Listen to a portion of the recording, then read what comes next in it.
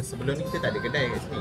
Kita hanya ada bengkel sahaja. Bila kita dah pasarkan, dah masuk arena Arab semua kata sedap, alhamdulillah sedap. Kita pun ada satu terdetik nak buka satu kedai lah.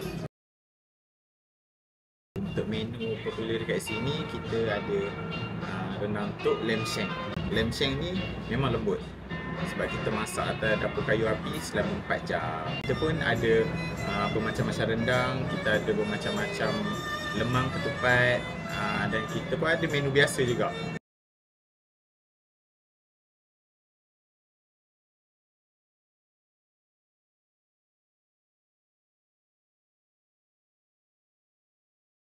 Resepi itu kita dapat secara turun-temurun daripada nenek turun kepada maknya, turun kepada anaknya.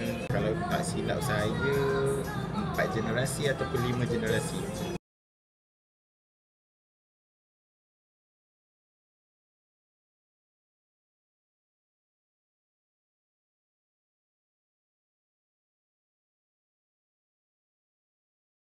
Kita beroperasi daripada tahun 2023. Sambutan alhamdulillah daripada tahun pertama ke tahun kedua ni kita dapat sambutan yang menggalakkan jugalah. Setiap Sabtu Ahad tu insya-Allah akan penuh. Kebanyakannya yang datang ni daripada luar daripada Kuala Kangsar lah. Untuk masak rendang kita masak menggunakan kawah macam ni lah. Guna kayu api selama 4 jam.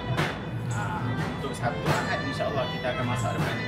Kita ada ritat ayam, ada daging dan kambing lah. Ini dia boleh tahan selama 1 tahun.